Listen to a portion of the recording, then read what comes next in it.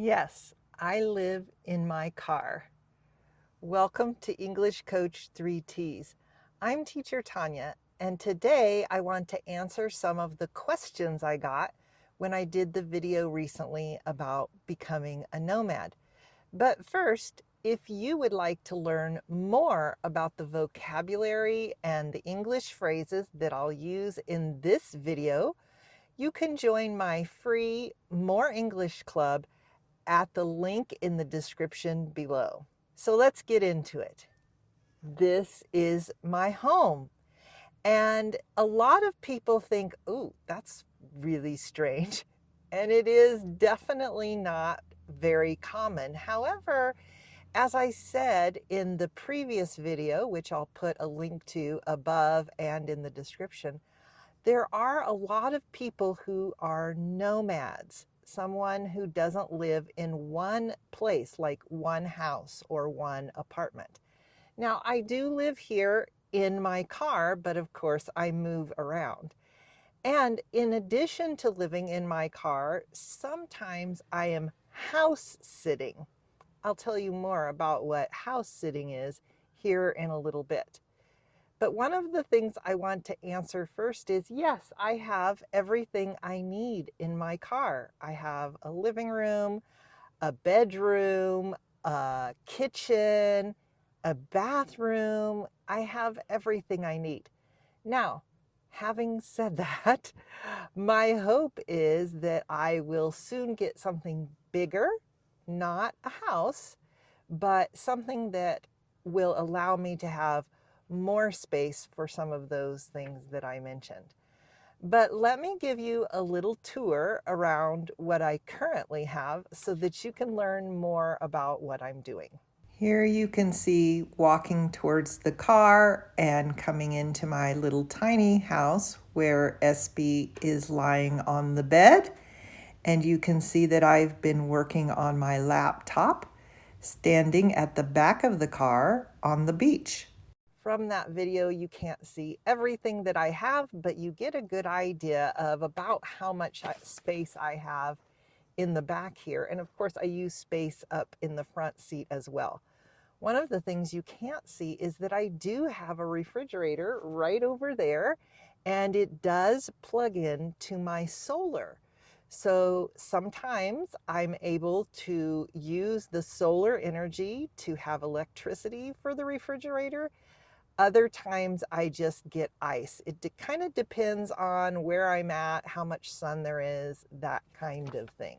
You may have noticed the silver that was on the windows in that video before. This is called Reflectix, and this helps me to kind of manage the temperature in my car. So whether I need it to be cooler or warmer, one side of the Reflectix reflects the sun out, and the other side that you didn't see is black, and so it absorbs the sun to make it a little bit warmer here in my little rolling house on wheels. I have, so far, it's only been a short time that I've been living in my car. I've actually been a nomad for a little bit longer because I let go of my house, let go of my home that I had when I got priced out, meaning when the economy got so bad that the price of my home got higher than what my income was. And so I started doing some house sitting at that time. But since I've moved into my car, I've been in desert locations, I've been at the ocean, I've been here at the forest, and it's one of my favorite things about being a nomad and living on wheels. Being able to spend more time in nature has been one of the things that I have really enjoyed about living in my car. Being close to nature has always been important to me, no matter where I have lived. I have always chosen homes where I can get out into nature easily. But as you might imagine, living in my car makes me even closer to nature because it's different than having a lot of space that you have in your house. a lot of times when I would normally be spending time in the house, I'm spending time outside, sitting on my camp chair, reading, even making videos. And I found that this part of spending more time in nature has actually been really, really good for me, for my mental health and for my health in general. I said I would talk a little bit about house sitting. When you see me here in this house, I am house sitting. This house belongs to one of my very good friends, and it is quite similar to the house I had before I was here. So if you go back and watch old videos that I had, you will see the house that I lived in that was similar to this house. But now, as a house sitter, I'm here taking care of the house and the yard and the pets. We call this house sitting, similar to babysitting. Another thing that I have really enjoyed about living in my car is having more time to visit with friends and family. One of the main reasons I started living in my car is because I have 2 daughters and a stepdaughter who all live in 3 completely different places, or at least 3 mostly different places. And so by living in my car, I can be in areas where I can be close to all of them. And not only that, I have friends who live in different places, different cities, different rural areas, and even different states.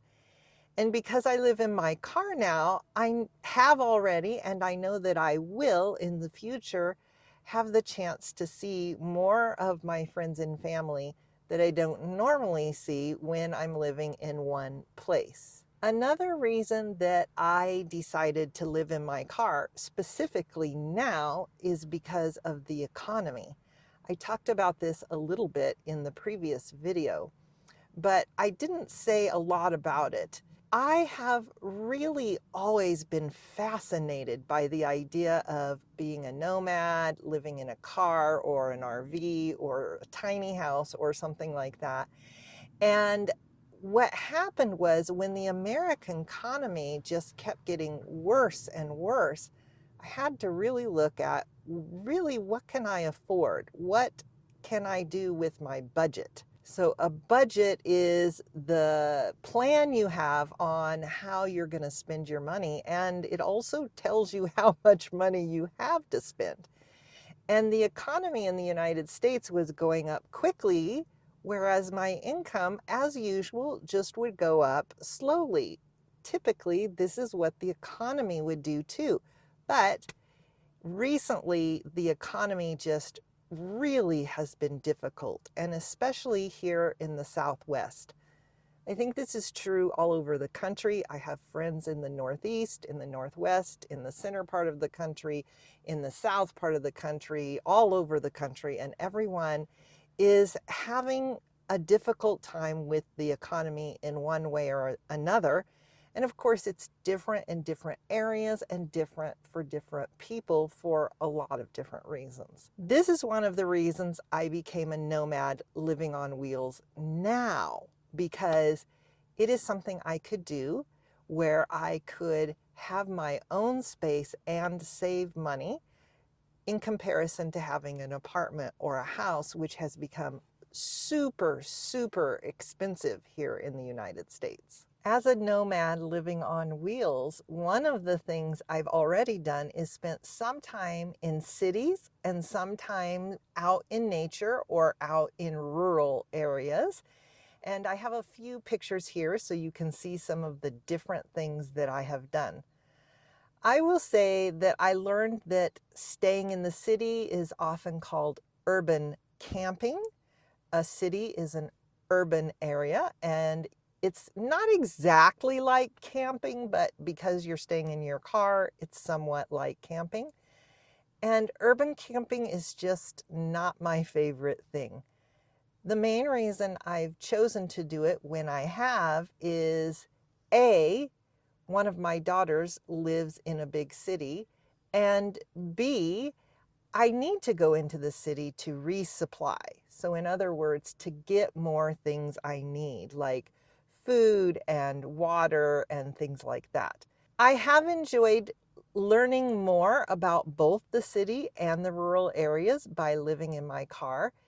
It is always amazing to me that the more I embrace, or you might say accept and be open to learning new things, how many new things I can learn and how this broadens my horizon, or you might say how this makes my own world bigger. You might have heard me say before, I love to learn and I love learning through life. And this lifestyle has definitely given me that opportunity. Another thing that I really like to do is do really anything constructive with my hands, like crafts, cooking, building, things like that. And since I started being a nomad, my camp chair that you saw earlier in this video, and it looked like this, totally wore out. When we say something is worn out, we mean that it is broken or something happened that made it so that it is not useful anymore. The fabric on my camp chair got so thin that when I sat on it, it tore.